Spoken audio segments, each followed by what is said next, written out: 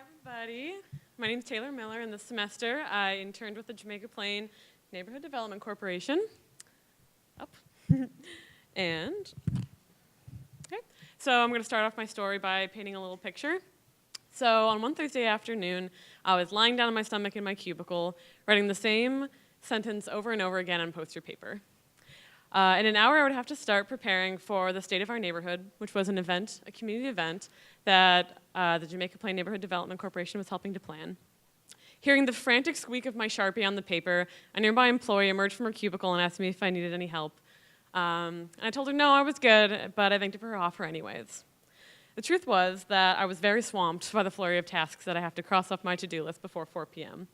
However, I wasn't exhausted and my brain wasn't fried.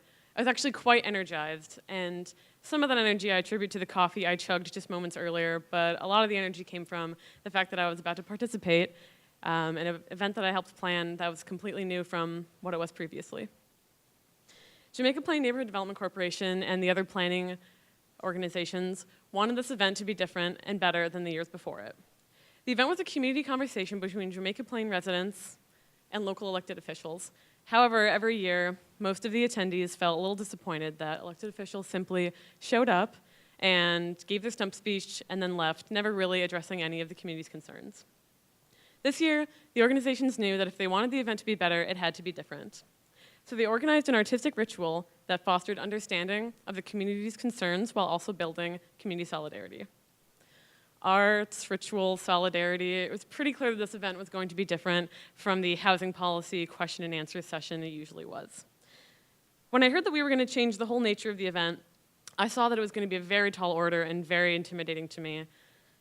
In my mind, though I had never been to a State of Our Neighborhood and I just learned what it was in February, I thought it was very confusing that we would want to change everything about it so that the attendees and our residents might not recognize it or let alone understand it. So when I thought of community development organizations, two words that came to mind were dependability and trust. I thought that these organizations had to provide programs and services that residents expected and that they trusted to occur every year so that they could feel safe and secure even if everything felt pretty predictable. 2 weeks before the event, I had a very interesting conversation with a fellow young employee.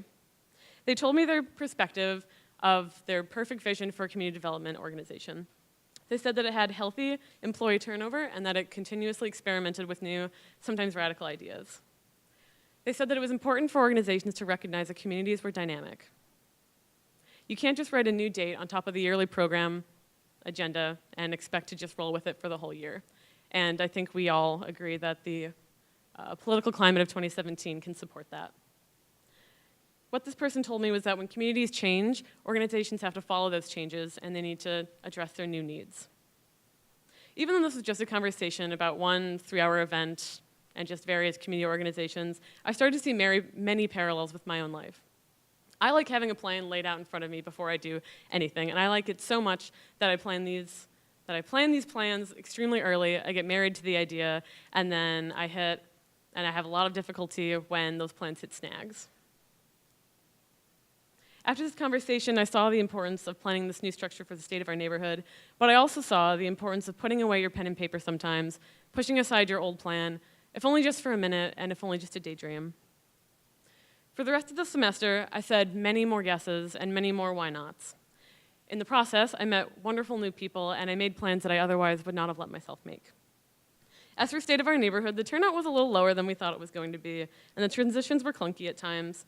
But there were so many new people that were in attendance. They were impressed with the event, with the ritual, and with the dialogue we helped facilitate. For many of them, it was their first time engaging with their community at this deep a level. The event was designed by a new team. It was experimenting with a new structure and addressed new fears from the community in the new, scary federal administration. It didn't go seamlessly, and we shouldn't have expected it to. But fear of things hitting snags and getting rerouted should not discourage you from diving boldly into new ideas and plans. After my experience this semester, I encourage you all to be open to change and open to changing your plans. You can draw yourself as many of those plans as you want, but maybe do it in pencil instead of in Sharpie.